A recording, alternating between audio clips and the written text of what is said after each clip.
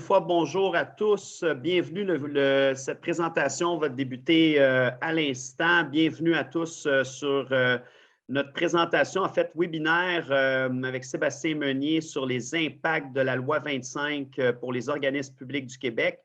Depuis plusieurs semaines, en fait, je me présente, Guillaume Caron, président directeur général de VARS, filiale de sécurité de l'information, cybersécurité, gouvernance de l'information de Raymond Chabot.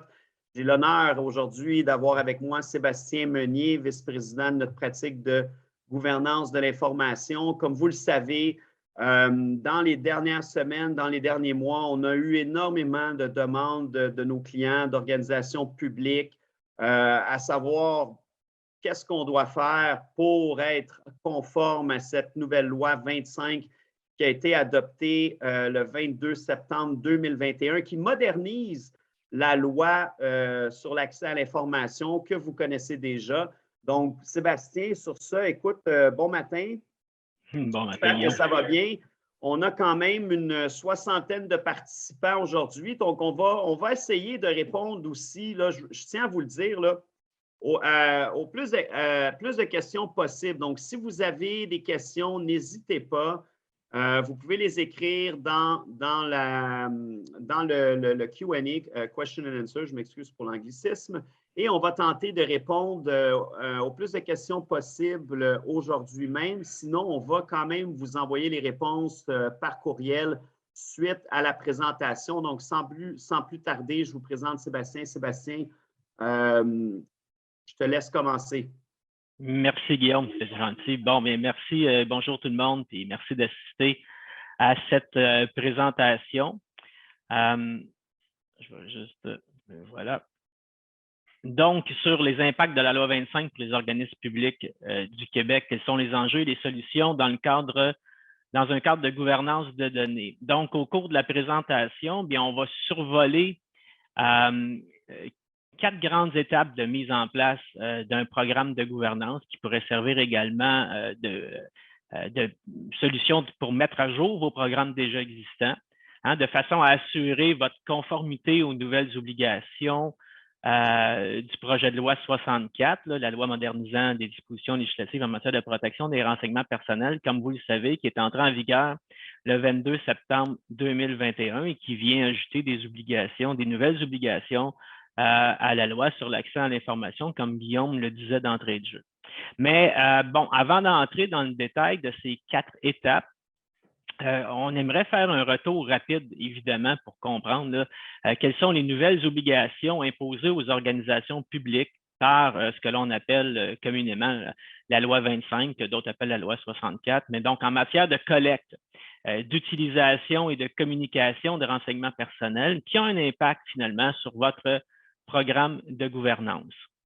Le survol de ces nouvelles obligations vont nous permettre tous ensemble de comprendre pourquoi la mise à jour de votre programme de gouvernance ou la mise en place d'un programme de gouvernance devient une activité incontournable pour assurer la sécurité de votre information et la conformité de vos activités de traitement aux obligations imposées par la loi 25. Donc, débutons avec ce survol de ces nouvelles obligations-là. Donc, depuis le 22 septembre 2022, les organismes publics doivent aviser par écrit dès que possible la Commission d'accès à l'information du titre, des coordonnées et de la date d'entrée en fonction du responsable de l'accès aux documents et du responsable de la protection des renseignements personnels. Donc, ce que ça veut dire, ça, dans les organismes, c'est qu'actuellement, c'est le sous-ministre ou un directeur général d'un organisme public à qui revient finalement la responsabilité d'assurer le respect et la mise en œuvre de la loi au sein de son organisation. Mais assurer le respect et la mise en œuvre de la loi, bien évidemment, implique que ces personnes vont devoir maintenant veiller à l'élaboration de règles de gouvernance visant la sécurité des renseignements personnels tout au long de leur cycle de vie et s'assurer de procéder à des évaluations des facteurs relatifs à la vie privée à l'égard des activités de traitement qui, selon les nouvelles obligations de la loi, requièrent de procéder à une telle démarche. Donc, C'est également à eux que revient la responsabilité de gérer un incident de confidentialité et également de participer à l'évaluation des risques qu'un préjudice sérieux soit causé à une personne concernée dans le cadre de l'incident de confidentialité et de décider si oui ou non il faut notifier les personnes concernées et la commission d'accès à l'information. Et également, c'est à eux de prendre les mesures qui s'imposent afin d'en diminuer l'impact et d'éviter qu'un nouvel incident de même nature se reproduise. Donc, ça, c'est ce que la loi demande à ces nouveaux, aux gens qui assurent ces fonctions. Pour y arriver, bien évidemment, il est impératif que les rôles et responsabilités de cette ou de ces personnes, parce que le rôle pourrait être combiné au sein d'une même personne, bien, il faut que ces responsabilités soient bien identifiées et décrites au sein des politiques, des directives internes de l'organisme. Et bien entendu, le choix de la personne est aussi important puisque ben, elle doit à minima posséder les qualifications requises pour exercer ses fonctions. Ça va de soi.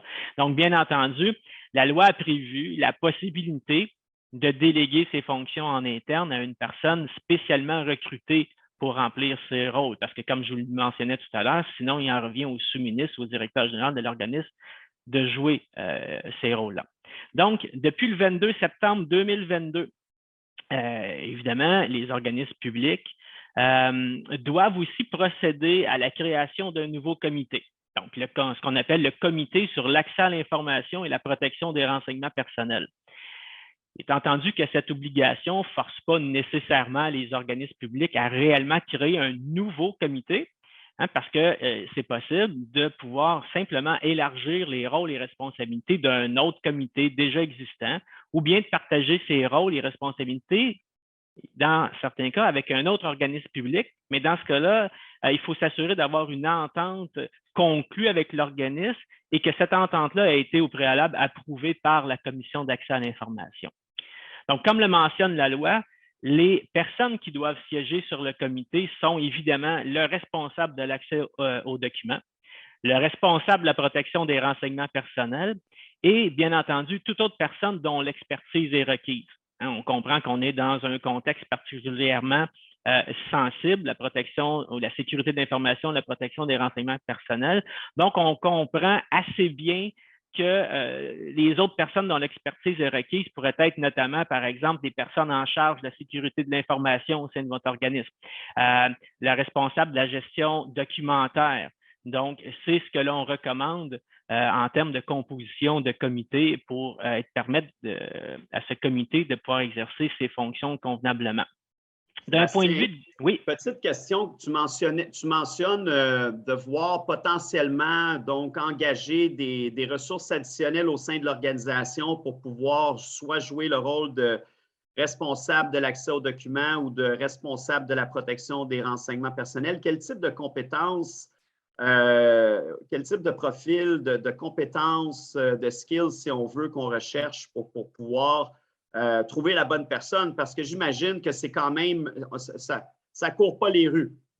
Non, effectivement. En fait, les ressources humaines ne courent plus les rues de façon générale, mais encore moins en matière de sécurité de l'information, de gouvernance de l'information. Donc, ce que l'on recherche comme compétences, évidemment, ce sont des gens qui ont des connaissances particulières, notamment en matière de sécurité de l'information, précisément en matière de cybersécurité. Okay? Parce qu'on comprend que c'est un risque qui est actuellement omniprésent sur le marché. Également, en matière de protection de renseignements personnels, on va chercher des gens qui ont des connaissances aussi en gestion de risque et en gestion documentaire. Donc, des gens qui, par exemple, connaissent bien les principes de sécurité, notamment ceux que l'on retrouve au sein des normes, par exemple, ISO 27001 en matière de protection des renseignements personnels au niveau de la norme ISO 27701, par exemple, ou des principes énoncés par le NIST, le cas échéant. Mais également, ce que je recommande, c'est d'avoir des gens qui ont une connaissance aussi adéquate en matière de la norme, par exemple, ISO 15489 pour la gestion documentaire. Donc, ce sont grosso modo là, les compétences que l'on recherche auprès des gens qui pourraient composer ce fameux comité-là et agir pour permettre de réaliser, de mettre en place et de maintenir un programme de gouvernance adéquat pour assurer la conformité d'un organisme. Merci. Et peut-être juste une dernière question, Sébastien. Hier, on avait un webinaire dans le cadre du secteur privé, si on veut, au niveau de la loi 25. On sait que dans les organisations privées, on a un RPRP, responsable de la protection des renseignements personnels. Dans le cadre d'une organisation privée, ce rôle-là peut être imparti. Est-ce que c'est la même chose dans les organisations publiques? Ben, en fait, imparti, quand on parle à l'extérieur de l'organisation, non. C'est un rôle qui peut être délégué, mais au sein des membres de l'organisation, de son conseil d'administration notamment. C'est la raison pour laquelle, évidemment, ceci dit, rien n'empêche un organisme de consulter des experts en externe.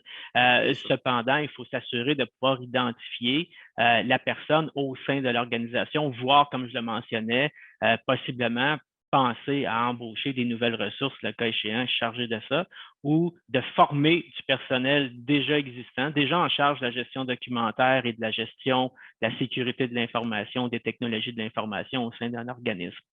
Donc, on comprend évidemment par toute cette discussion que le rôle du comité est quand même un rôle stratégique à qui va revenir évidemment la tâche d'approuver les règles de gouvernance à l'égard des renseignements personnels, lesquels, évidemment, on sait maintenant, devront être publiés sur le site Internet de l'organisation, ou s'il n'y a pas de titre rendu public d'une certaine façon, dès le 22 septembre 2023. Donc, le temps file. Évidemment, un programme de gouvernance, c'est quand même pas une tâche simple, mais maintenant, évidemment, on va demander aux organismes publics de le rendre public, et puis on va le voir un peu plus loin, de le rendre public de façon même, voire détaillée. Donc, le comité devra aussi, évidemment, servir sa fonction consultative en matière d'évaluation des facteurs relatifs à la vie privée. Ça, il ne faut pas l'oublier, parce que ces évaluations doivent être réalisées, notamment avant la réalisation d'un projet d'acquisition, de développement ou de refonte d'un système d'information. Donc, si quelqu'un veut, par exemple, mettre en place des nouveaux systèmes dans lesquels vont circuler de façon, par exemple, en matière d'utilisation de communication, de collecte de renseignements personnels, ces nouveaux projets-là devront être soumis aux responsables de la protection des renseignements personnels, au comité d'information à la protection des renseignements personnels et évidemment, requérir par ces gens-là une évaluation des facteurs relatifs à la vie privée pour mesurer finalement quel impact ces nouveaux systèmes-là pourraient avoir sur la vie privée des individus. Donc, c'est exactement, et oui, et également le comité devra également se pencher et donner son avis sur les projets de recherche, d'études et de production de statistiques. Donc, ça, c'est ce qui concerne les changements organisationnels au niveau des organismes publics. Maintenant, quels sont les impacts des nouvelles obligations en matière de collecte, d'utilisation, de communication et de conservation? Mais comme en fait mention la loi, les nouvelles exigences en matière de publication des règles de gouvernance à l'égard des renseignements personnels maintenant imposent aux organismes publics de se pencher sur l'adoption de politiques, de directives ou de guides à l'intérieur desquels vont être publiées des informations détaillées. C'est comme je le mentionnais il y a quelques secondes. Contrairement aux organismes du secteur public, on demande du secteur privé, pardon, on demande aux organismes publics de fournir des informations détaillées à l'égard des pratiques de l'organisme en matière de gouvernance de l'information et précisément à l'égard des renseignements personnels. Donc, le contenu du programme de gouvernance existant ou à être révisé devra, comme la loi l'exige, contenir les rôles et responsabilités des membres du personnel visant à assurer le respect des règles de gouvernance tout au long du cycle de vie d'un renseignement personnel. Maintenant, ce programme-là devra également contenir les processus de traitement des plaintes des personnes concernées. On parle des employés, des citoyens québécois. Une description des activités de formation et de sensibilisation que l'organisme offre à son personnel en matière de protection de renseignements personnels. Donc, à cet égard-là, on parle, par exemple, d'un programme sur comment on doit se comporter, quel est notre rôle au sein de l'organisation lorsque on veut intégrer un nouveau projet technologiques qui vont impliquer la manipulation de renseignements personnels, quel est notre rôle face, par exemple, à des courriels de hameçonnage, par exemple. Okay? Donc, ce sont tous des programmes de formation et bien d'autres qui doivent être mis en place et fournis au sein du personnel. Et également prévoir des mesures de protection à prendre dans le cadre d'un sondage, dont notamment l'aspect, par exemple, éthique du sondage et la finalité de son utilisation. C'est ce que le programme doit couvrir. Et donc, on va voir dans quelques instants également, de manière un peu plus pratique, là, quelles sont les politiques, directives, méthodologies et registres finalement qui devraient être créés ou mis à jour par un organisme public afin de rencontrer ces nouvelles exigences de conformité. Il ne faut pas oublier aussi l'obligation de produire, le cas échéant, une politique de confidentialité si l'organisme finalement procède à la collecte de renseignements personnels par des moyens technologiques.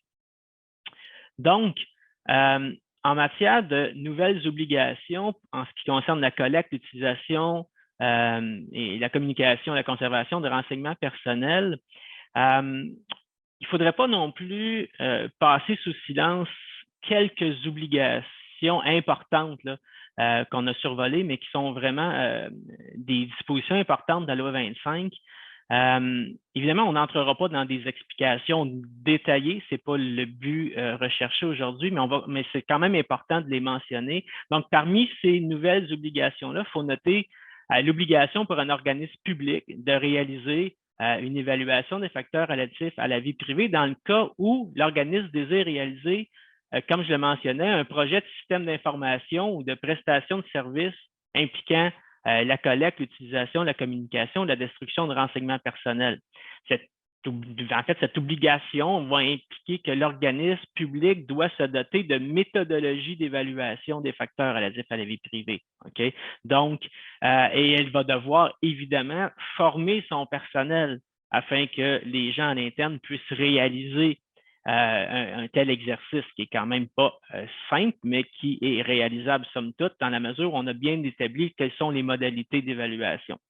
Donc, une autre obligation importante consiste à informer les personnes concernées des moyens qui sont mis en place pour leur permettre d'activer les fonctions d'identification, de localisation et de profilage dans le cas où l'organisme a recours à des technologies de profilage. Okay? Donc, bref, il semble que la Commission d'accès à l'information maintenant demande aux organismes de désactiver par défaut ces fonctions au sein de ces technologies. Donc, selon nous, cette obligation est en quelque sorte un peu un prolongement ou une continuité naturelle là, de l'obligation de transparence imposée par l'article 65 de la loi. Et puis, il faut aussi savoir qu'en vertu de ces nouveaux articles-là, il est nécessaire à l'organisme de réaliser, évidemment, une cartographie précise de ses activités de traitement et d'identifier les technologies qui sont utilisées pour collecter des renseignements personnels et réaliser des activités de profilage des citoyens et des employés.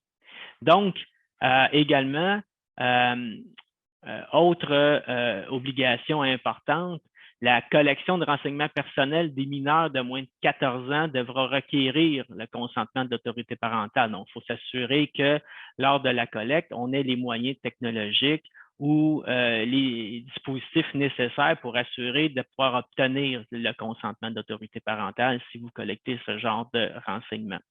Donc, la politique de confidentialité de l'organisme, dans ce cas, devra être revue et les moyens nécessaires vont devoir être mis en place pour permettre de recueillir les consentements requis.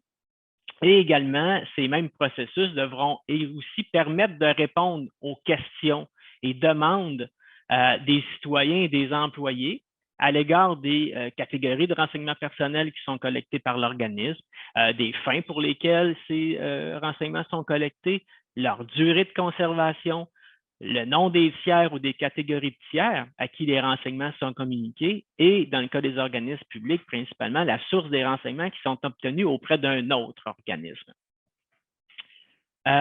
En matière de communication de renseignements personnels, on veut évidemment arrêter sur deux nouvelles obligations importantes, soit la communication de renseignements personnels pour fin d'études, de recherche et de production statistique, qui est un changement quand même important au niveau de la loi, et également la communication de renseignements personnels à l'extérieur du Québec.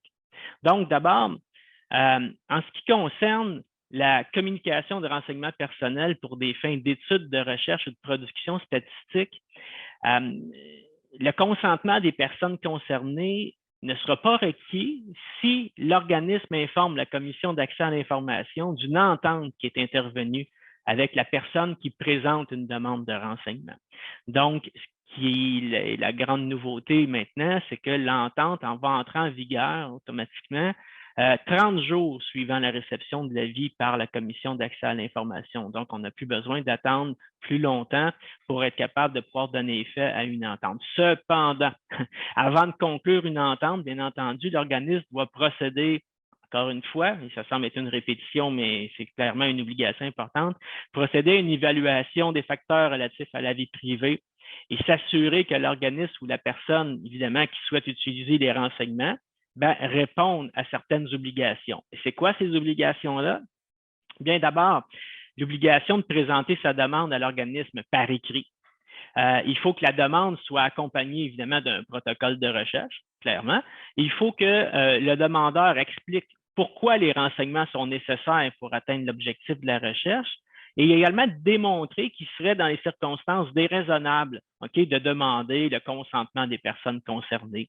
Il faut également qu'on puisse faire état de toutes les personnes et de tous les organismes à qui le demandeur aurait également fait une demande similaire. Il faut être capable d'obtenir une description des différentes technologies qui vont être utilisées pour effectuer le traitement.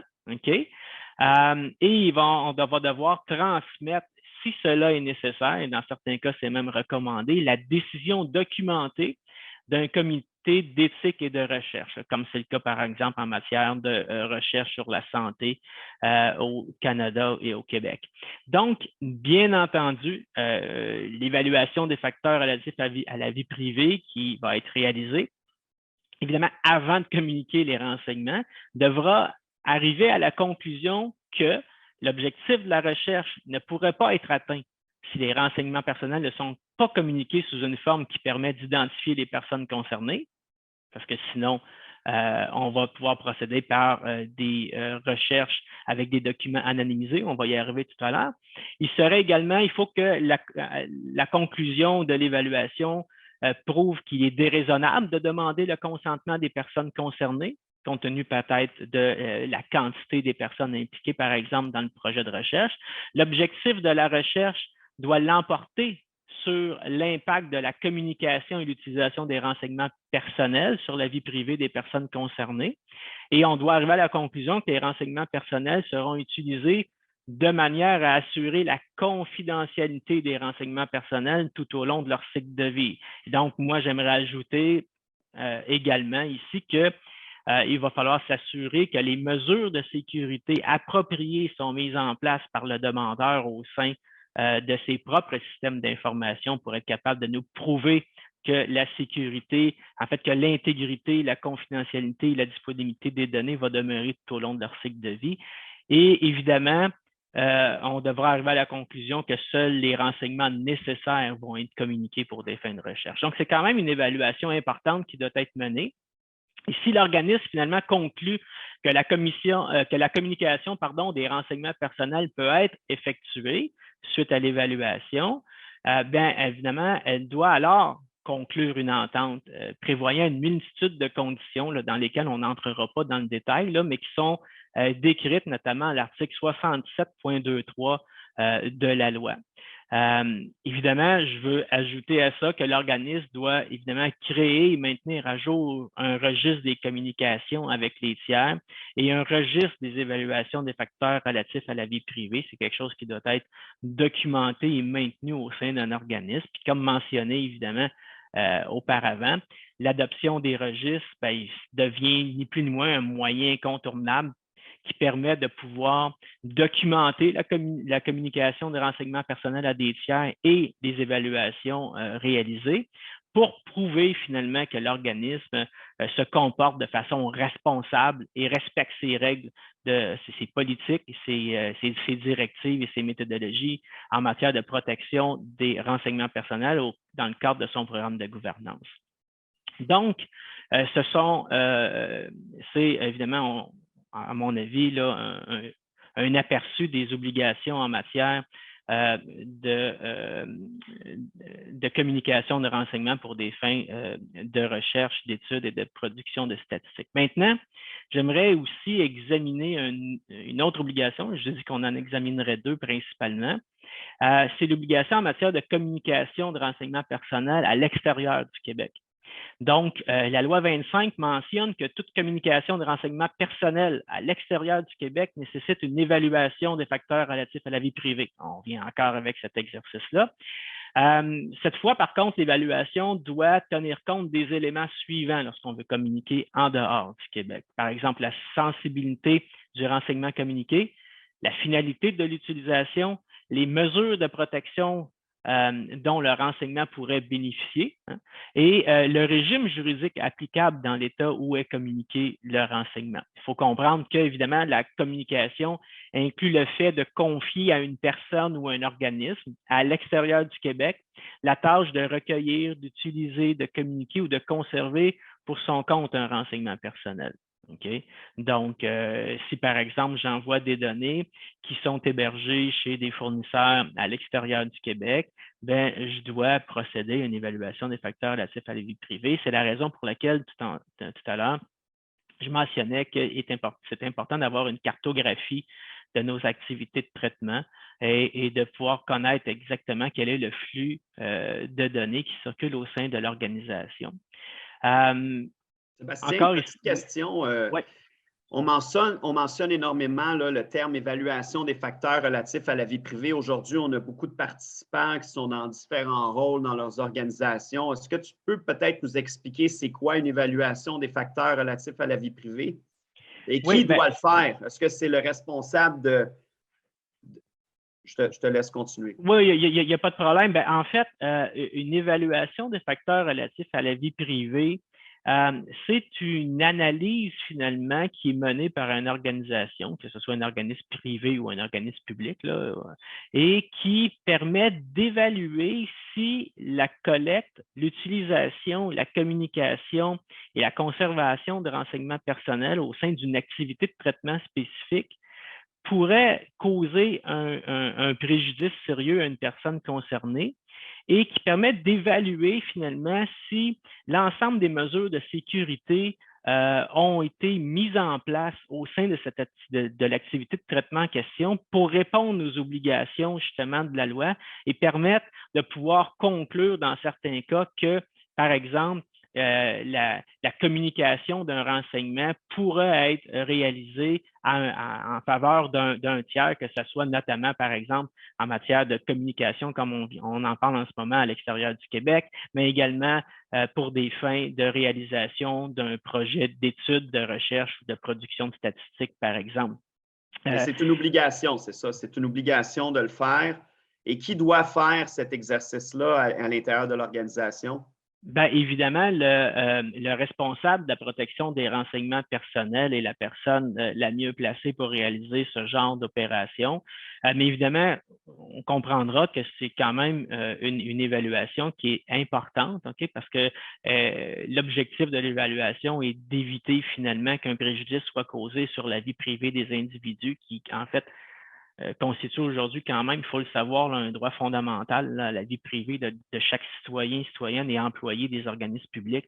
Et à cet égard, bien évidemment, elle va s'adjoindre des gens qui ont des compétences, on en parlait tout à l'heure, bon, des spécialistes en sécurité de l'information, des spécialistes, par exemple, en gestion documentaire, des spécialistes en gestion de risque, mais il appartient au responsable de protection des renseignements personnels de mener, de diriger ce genre d'opération. Et le comité dont on a parlé tout à l'heure, ben, lui joue, comme je l'expliquais, un rôle consultatif dans ce processus-là et doit être consulté justement parce qu'il est composé de gens qui sont supposés avoir les compétences nécessaires, donc des compétences en matière de mesures de contrôle, capables d'évaluer les objectifs à atteindre dans le cadre d'une telle évaluation, mais également des compétences en matière de la loi.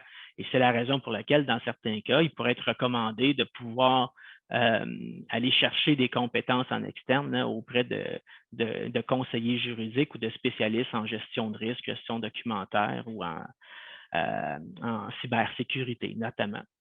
Donc, ce que je mentionnais, finalement, il faut comprendre là, que la communication, comme j'expliquais, peut être faite là, à des tiers à l'extérieur du Québec, puis se retrouver entre les mains de personnes duquel on doit évaluer quelles sont les mesures de contrôle, les mesures de sécurité et qui vont être mises en place par ces personnes pour être capables d'assurer la protection des renseignements personnels tout au long de leur cycle de vie. Puis évidemment, un point à ne pas oublier, c'est que la communication à un tiers à l'extérieur du Québec doit faire l'objet d'une entente écrite qui tient compte justement des résultats de l'évaluation des facteurs relatifs à la vie privée et des modalités qui sont spécifiquement décrites là, à l'article 67.2 de la loi sur l'accès à l'information. Sébastien, j'ai une question d'un participant. Étant donné qu'on n'est pas beaucoup puis que c'est très dans le contexte, j'aimerais ça l'adresser tout de suite. Okay. Tu parles encore une fois, on a expliqué c'était quoi une évaluation des facteurs relatifs à la vie privée. Je sais que tu en fais plusieurs pour nos clients, donc c'est quelque chose que tu offres, mais est-ce qu'il y a une méthodologie précise? Est-ce qu'il y a un gabarit de disponible? Est-ce que la loi nous donne des outils aux organisations là, pour les guider dans cette mission-là?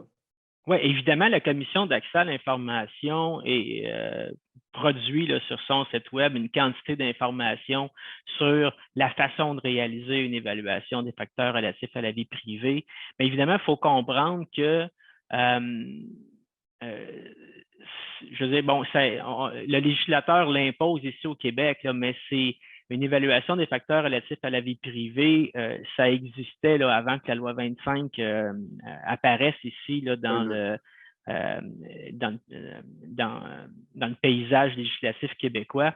Mais en réalité, c'est des choses qui se faisaient notamment, par exemple, en vertu du règlement général sur la protection des données en Europe, qu'on appelle en bon français, je suis désolé de l'anglicisme, des Privacy Impact Assessment ou des Data Privacy Impact Assessment.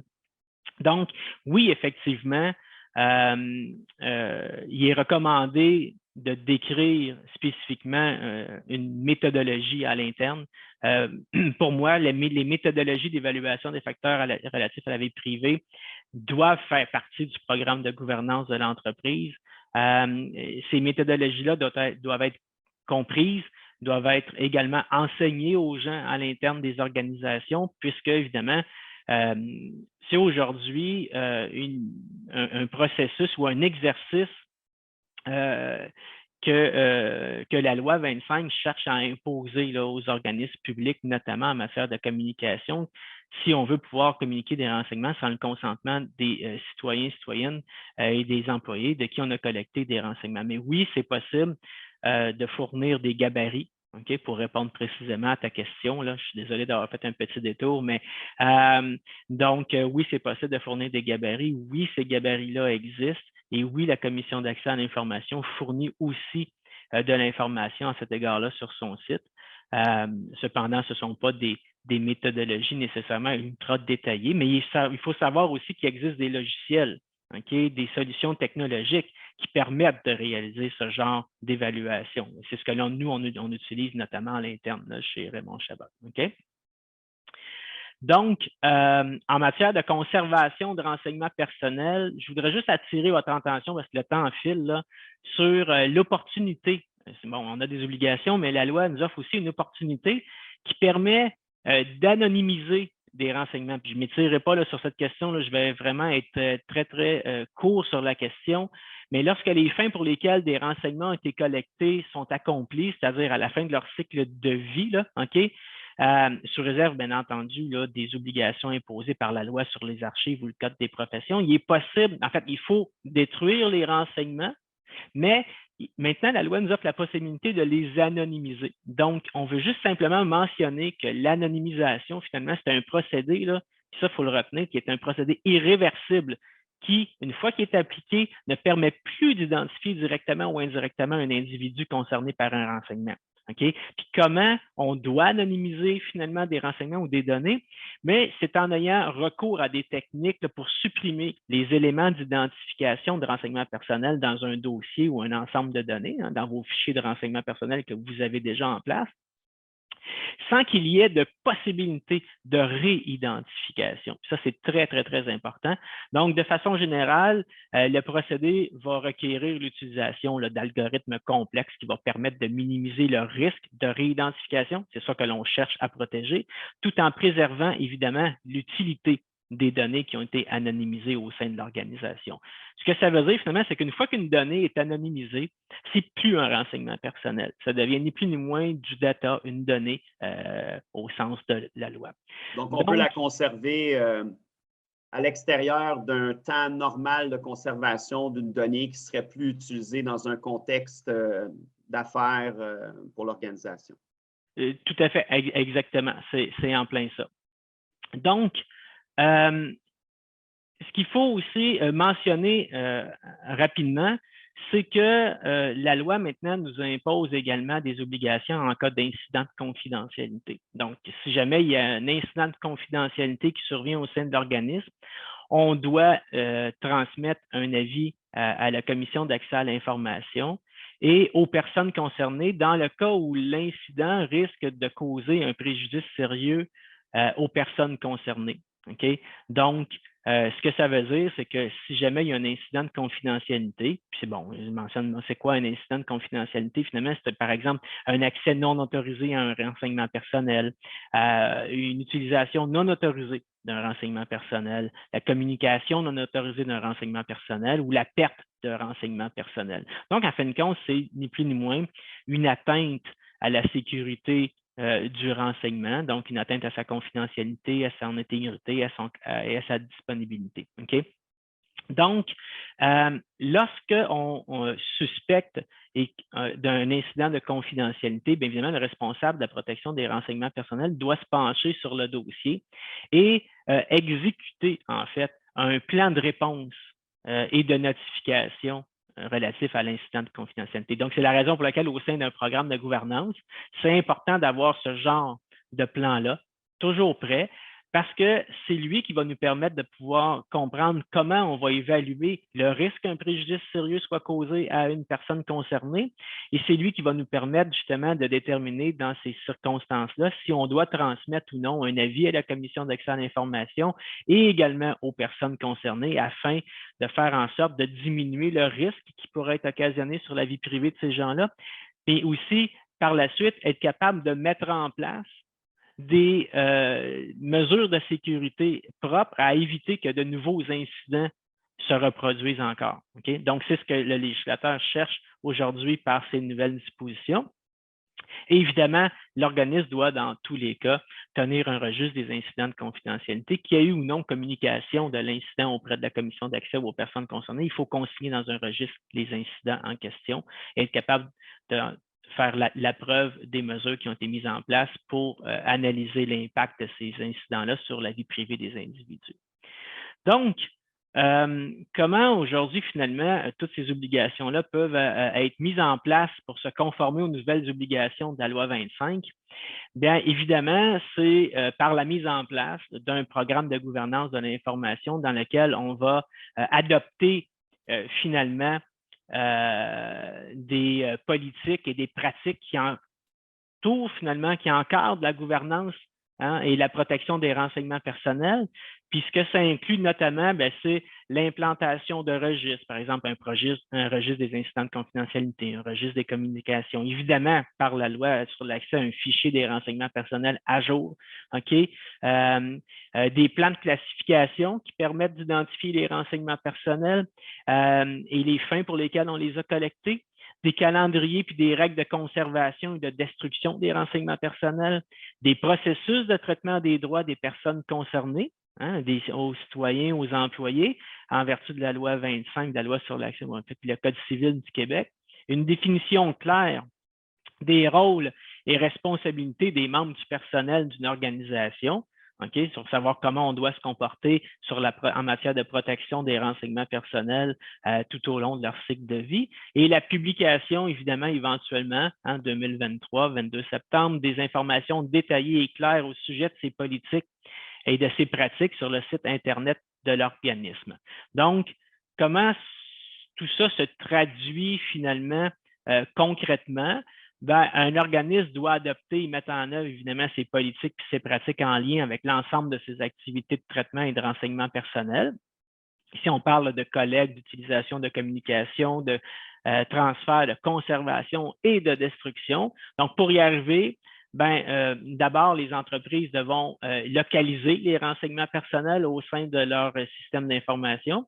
Théoriquement, les organismes publics bénéficient déjà de fichiers de renseignements personnels documentés, mais évidemment, il faut s'assurer que l'ensemble des renseignements y sont consignés. Il faut arriver également à cartographier les activités de traitement au sein de l'ensemble des systèmes d'information, ce qui inclut les bases de données, des sites web, les CRM, les systèmes de gestion documentaire, les serveurs de courriel, tous les endroits qui pourraient être utilisés dans le cloud pour évidemment stocker de l'information et des renseignements personnels.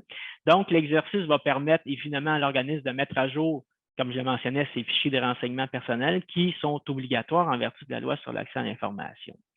Une fois que les activités de traitement auront été évidemment documentées, parce que ça, c'est le cœur finalement du programme, évidemment, la cartographie et l'inventaire de tous les renseignements vont avoir été complétés de manière précise, les organismes pourront évidemment déterminer si, dans certains cas applicables, il faut procéder à des évaluations des facteurs relatifs à la vie privée, puisqu'on va connaître exactement comment la collection, l'utilisation et la communication des renseignements se réalisent au sein de notre entreprise. On va connaître le flux de données de façon précise.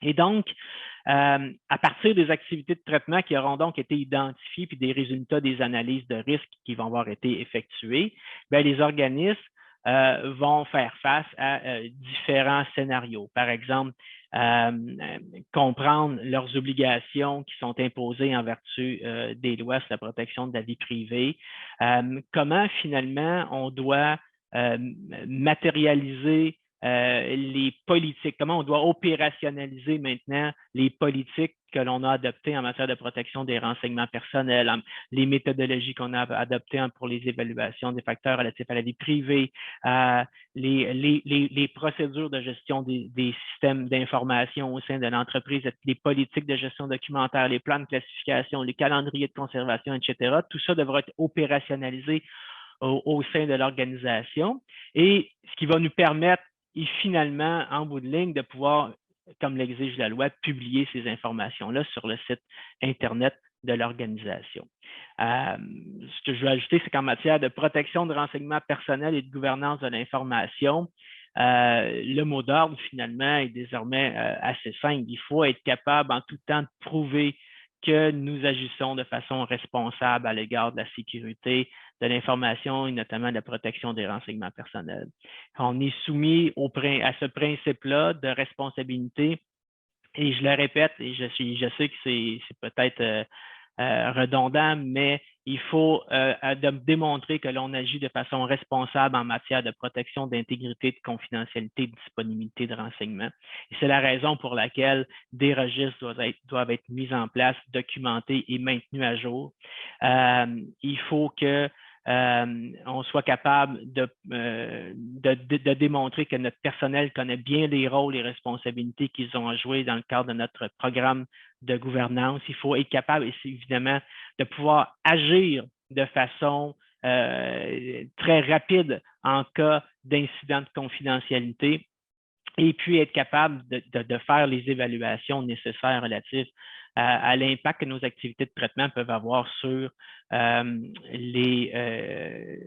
vie privée des individus de qui on collecte les données. Donc, évidemment, pour y arriver, il faut que les entreprises être capables de mettre en place un système pour gérer tout ça. Donc, Comment on fait finalement pour être capable de bien intégrer l'ensemble des politiques qui sont nécessaires au sein d'un programme de gouvernance de l'information? Ben, en fait, on a dressé un processus, on a schématisé finalement chez Raymond Chabot un processus d'intégration d'un programme de gouvernance qui a finalement pour objectif de permettre à l'organisme de rehausser sa posture de conformité en regard des obligations imposées par la loi en matière de protection de renseignements personnels. Si on regarde la littérature, évidemment, si on étudie la question, on se rend compte souvent, on dit, ben oui, 4 étapes, mais il me semble que c'est pas beaucoup. En fait, on comprend qu'un programme de gouvernance, c'est quelque chose qui se réalise de façon générale en 9 ou 10 grandes étapes importantes, mais on croit, nous, que il est préférable de regrouper certaines de ces étapes sous forme de livrables et d'activités bien définies qui sont capables de s'intégrer au sein d'un processus qui se réalise en 4 étapes simples. La première de ces 4 étapes consiste évidemment à définir le plan de projet lui-même. Okay? Cette étape va être évidemment suivie de l'étape de la collecte de données et de l'inventaire des activités de traitement et de renseignement personnel, une cartographie complète de ces activités-là. Suivant la collecte de renseignements qui va être réalisée dans le cadre des 2 premières étapes, ben, il va être possible évidemment à l'organisme de produire une analyse d'écart entre sa posture actuelle et sa posture désirée en fonction des objectifs qu'elle aura déterminés et de ses obligations évidemment imposées par la loi 25. Et ceci va permettre donc à l'organisme par la suite de définir quelles sont ses politiques, ses directives, ses méthodologies, ses procédures et tous ces registres qui sont requis pour assurer finalement une opérationnalisation parfaite des objectifs qui auront été déterminés dans le cadre de l'analyse d'écart. Donc, il va être possible, rendu à la fin, de pouvoir intégrer l'ensemble de ces mesures-là au sein des systèmes d'information de l'entreprise, au sein de ces processus d'affaires, également être capable de le déployer au sein de l'ensemble de son personnel. Sébastien, il y a une question qui revient quand même beaucoup par rapport à la cartographie des activités de traitement. À l'étape 2 dans la slide d'avant. Autrement dit, présentement, beaucoup de gens le font de façon manuelle. On a une question qui revient qui dit, bon, ça peut être très long de faire la cartographie. On sait d'ailleurs que c'est très dur d'avoir une visibilité sur où sont les données personnelles dans notre organisation. Souvent, on a une vue par rapport aux données qui sont déjà classées ou où elles résident dans un lieu défini, mais quand on parle de données non structurées dans les courriels, dans les pièces jointes, dans les ordinateurs des employés, dans les PDF, dans les Excel, etc., ton équipe, je pense, a développé une façon, une technologie pour faire ça, mais combien de temps ça peut prendre de faire cette découverte-là? En fait, premièrement, oui, effectivement, la découverte actuellement est quelque chose qui se réalise, puis on le voit dans l'industrie de façon manuelle. Cependant, il existe effectivement, comme tu le mentionnes, là, des technologies qui permettent de faire ce qu'on appelle des découvertes de données. Okay? Certains vont. Vous en avez développé une. Oui, on en a développé une chez Raymond Chabot, effectivement, qui permet de pouvoir faire un balayage complet de l'ensemble des bases de données, d'une entité, de l'ensemble de tous ces répertoires de fichiers sur ces serveurs, etc., etc. D'être capable de lire au sein d'un ensemble de documents non structurés, justement, puis c'est ça la complexité, afin d'y découvrir des catégories de renseignements personnels qui sont stockés au sein de ces documents-là, puis également d'être capable de les associer à des personnes concernées de façon à créer des fichiers de renseignements personnels complets et de les maintenir à jour parce que ce sont des technologies qui continuent de fonctionner tout le temps. Okay? Parce que c'est dynamique. C'est dynamique. C'est tout à fait dynamique. Ce n'est pas quelque chose qui est statique que l'on fait une fois. Et la cartographie des activités de traitement, mais il faut comprendre que c'est aussi quelque chose de dynamique. Okay? Et justement, les outils technologiques sont d'une aide, mon Dieu, presque obligatoire aujourd'hui pour nous être capable de pouvoir comprendre et de suivre le flot de données qui circulent au sein de nos systèmes d'information. Et c'est pourquoi la cartographie est un processus qui peut, évidemment, ça dépend, je veux dire, de la taille de l'organisation, OK? Mais c'est quelque chose qui peut prendre quand même de 3 à 6 mois à réaliser. Cependant, avec les outils technologiques, une fois qu'on a documenté et on l'a inséré au sein de solutions spécialisées pour être capable de suivre justement ce flot de données-là et d'être capable de capturer l'information en temps réel, on se retrouve avec une solution qui est vivante et la cartographie, ce n'est pas quelque chose qu'on doit reprendre par la suite manuellement, mois après mois, puisque les systèmes disponibles vont nous permettre d'identifier si, par exemple, il existe des nouvelles catégories de traitement qui sont traitées par des nouvelles solutions, etc., etc., ce qui nous permet simplement de mettre à jour dans des systèmes, dans des solutions technologiques, ces informations-là, effectivement. Donc, oui, ça peut prendre 3 à 6 mois dans un premier temps, mais par la suite, évidemment, si on l'a consigné au sein des bonnes technologies, on est capable d'assurer une mise à jour constante de ces informations-là. Sébastien, pour en avoir fait plusieurs projets ensemble, là, juste la portion découverte des données. Demain matin, une organisation publique te demande de faire une analyse ou la découverte là, de toutes les données personnelles pour les centraliser dans un fichier de renseignement personnel pour qu'il y ait une bonne visibilité. Combien de temps ça peut te prendre à mettre en place? Ben, en fait, lorsqu'on parle d'organisme public, j'aime bien ta question parce que ça me fait un peu Ça sourire. varie énormément, mais de peut-être d'une… Non, non, mais je Effectivement. comprends que si on le fait par exemple, le ministère du Revenu ou si on le fait, par exemple, pour une municipalité de 25 employés, on comprend que l'exercice ne sera pas le même, l'ampleur ne sera pas équivalent. Donc, c'est quelque chose qui peut prendre, par exemple, 20 à 30 jours à réaliser dans le cas d'une petite municipalité, par exemple, mais qui peut prendre évidemment quand même plusieurs mois parce qu'il faut comprendre que ces exercices-là nous génèrent dans beaucoup de situations ce qu'on appelle des faux positifs, OK? Et qu'il faut être capable de pouvoir indiquer au système de comprendre, dans le fond, que ces faux positifs-là, on ne veut plus les avoir au sein de nos résultats, de façon à avoir des informations de plus en plus précises et des fichiers de renseignement personnel extrêmement précis à l'égard d'une personne concernée. Et donc, c'est la raison pour laquelle, évidemment, si on est en présence d'une entreprise dans laquelle on va interroger des milliers de bases de données, voire même des centaines de millions de documents, des térabytes ou des pétabytes d'informations, ben, le temps va être plus ou moins long en fonction de ça parce que les agents qui sont installés sur les systèmes, la solution travaille par elle-même, OK, mais cependant, requiert toujours quand même une certaine intervention parce qu'il faut lui indiquer ce que l'on veut et ce que l'on ne veut pas, tout simplement. Mais c'est un processus qui permet d'être réalisé par des membres d'une organisation en gardant toujours en tête que l'objectif des programmes vise à faire en sorte que les gens qui sont impliqués dans un projet peuvent y consacrer un pourcentage X de leur temps de travail parce qu'ils ont également d'autres obligations. Et c'est la raison pour laquelle, lorsque on établit le plan de projet à l'étape 1, bien, on identifie évidemment qui sont les parties prenantes et on détermine les objectifs de réalisation du programme de gouvernance sur une période de temps qui tient compte de la disponibilité de l'ensemble des membres de l'équipe projet, des attentes des commanditaires du projet, qui sont souvent les membres de la plus haute direction, les membres de la direction de l'organisation ou les plus hauts dirigeants de l'organisation pour s'assurer que le programme soit un succès.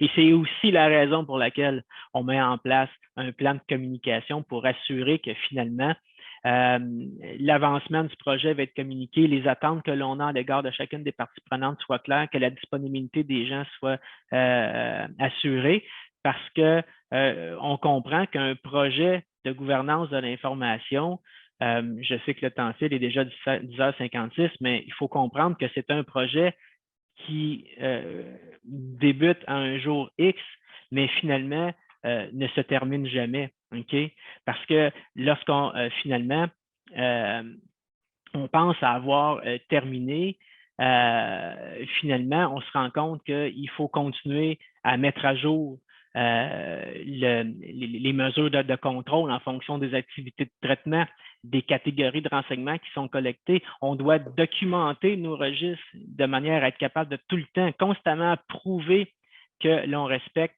le programme de gouvernance mis en place. Puis à la fin du processus, bien, on recommence et puis on améliore notre posture au gré de l'évolution des lois et des activités de l'entreprise, évidemment, et des ressources humaines qui changent parce qu'on comprend que les gens arrivent et les gens partent. Donc, c'est la raison pour laquelle